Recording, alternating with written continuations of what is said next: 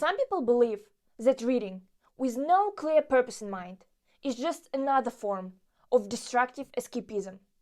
There are tons of other examples of it in modern culture, such as scrolling TikTok 24/7 or checking out updates of everyone on Instagram.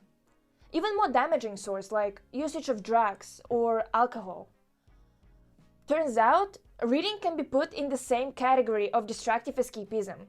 And, as it was evident from the intro, Alex Hormozi believes in this notion as well. In case you don't know him, Alex is a multimillionaire, business owner, philanthropist, and a fitness fanatic. He also has a YouTube channel with almost 2 million subscribers where he shares his experience on business development and self-improvement. Surprisingly, he describes himself as a non-constant reader, meaning he does not read books that often. In fact, he only rereads certain books, the ones he himself categorized as the most beneficial ones. Considering all of the above, it is reasonable for us to assume that he's probably right, and reading with no action is just another form of mental masturbation. But, as was shown earlier, we have a contradictory belief from no one else but Naval Ravikant. Naval is a quite accomplished persona as well. To be precise, he's an entrepreneur and investor. He has invested in over 200 companies, including the famous ones like Twitter, Notion, and Uber, with almost 70 total exits and 10 unicorn companies. Interestingly, he accounts all that to the fact that he has read a lot of books, even the ones with no practical application whatsoever. In other words, he believes that reading, for the pure fun of it, is the best thing you can do and invest your time in. So we've ended up with two contradictory beliefs, and both of them make absolute sense. Let's dive deeper and evaluate key insights that we can get from both approaches. Alex reads only specific books, information from which he can apply right then and there. Here comes the first insight from such an approach. Curiosity is a better motivator than discipline. When the content you're reading is in alignment with your current problem and provides a solution for it, reading stops being a hustle or a conscious effort and just becomes a product of natural curiosity. Author of a best-selling book, Atomic Habits, James Clear, put it the best way. People who appear to have an exceptional work ethic and remarkable discipline are often those with a genuine curiosity and interest in that area. The person who smiles is more likely to keep working than the person gritting their teeth. I think the opposite is also true. The less curious you are about the topic, the less committed you are to apply the knowledge you have read in the book itself. So it makes complete sense for us to read books based on the question at hand. Another fair point is that people who read a lot might slump into a state of a pure consumption without even noticing it themselves. But consuming information non-stop is not really a progress, right? Well, you might have got some new frameworks from the book, and maybe somewhere on the conscious level you might remember it. But just like the knowledge we got from school, with no practical use, our brain gets rid of the useless stuff. So even though the information was fascinating in the moment, just acknowledging that is not enough. We gotta act on it, share it, start something new, or even teach it to someone else. In other words, we need to turn our knowledge into action. Yet it gets complicated, considering all the information that is being thrown at us from various sources, like podcasts, videos on YouTube, and books. So maybe it's for the better to limit the daily dose of content and focus more on the practical part of it all. Finally, third key insight. Say no to procrastination. even if it seems like you are not procrastinating.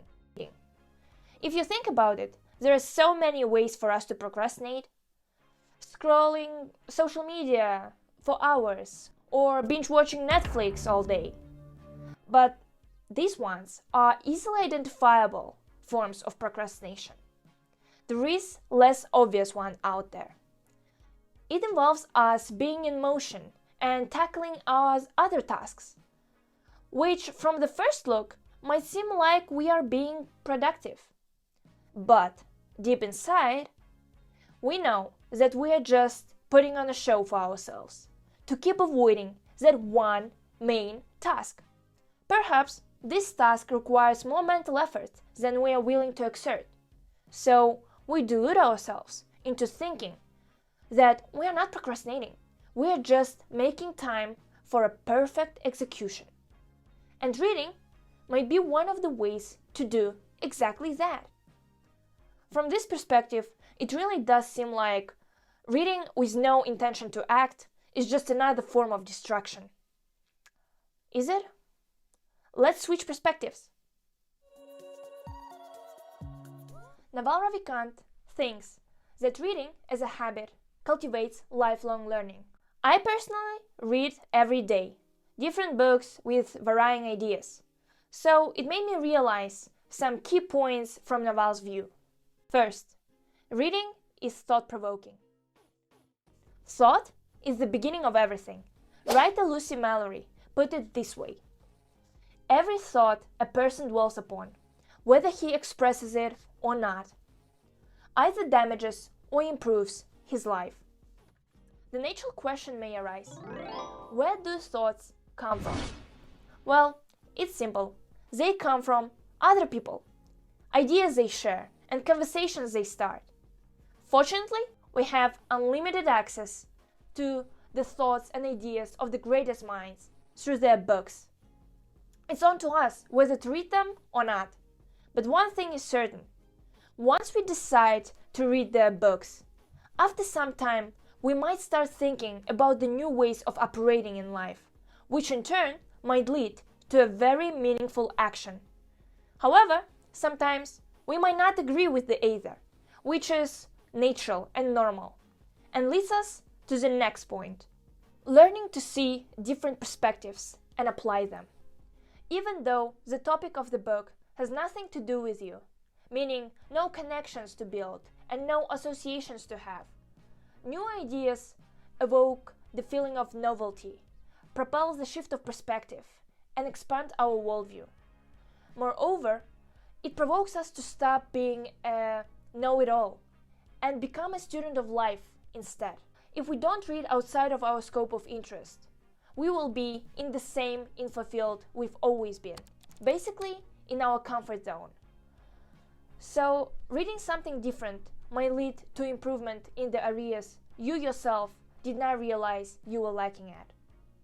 Best-selling author James Clear, yeah, him again, because I love him, perfectly sums this point up by emphasizing the importance of new approaches. Persistence is not only about working harder, it's also about trying differently.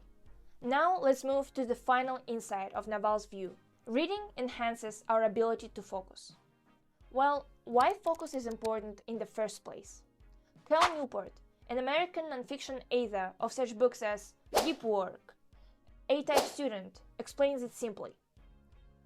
To produce at your peak level, you need to work for extended periods of time with full concentration on a single task, free from distraction. Put another way, the type of work that optimizes your performance is deep work. However, it's getting harder and harder to perform deep work, considering the fact that our focus is being wasted on videos with duration of 15 seconds. Is that our choice? Mostly yes, but the stakes are not on our side either, because we're being literally conditioned into that choice.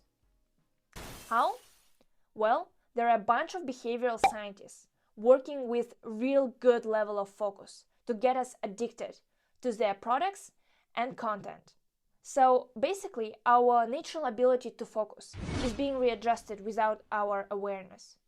There is no surprise why some of us get extremely bored by one page of a book, 1 hour lecture at university, or even 5-minute video on YouTube. How are we going to get into a deep concentration and perform deep work to get ahead in life if we are in such a poor state after short, exciting content? Here comes the argument which goes against Alex's viewpoint.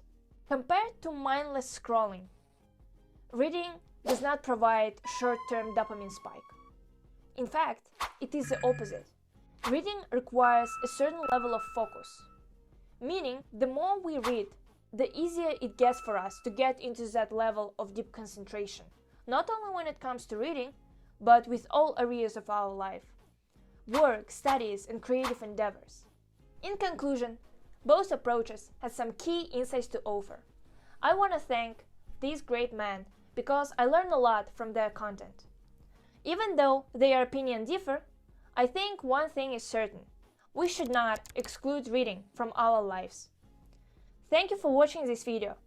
Please like and subscribe, and leave your opinion on reading in the comments below. That would be really appreciated. Thank you. Bye.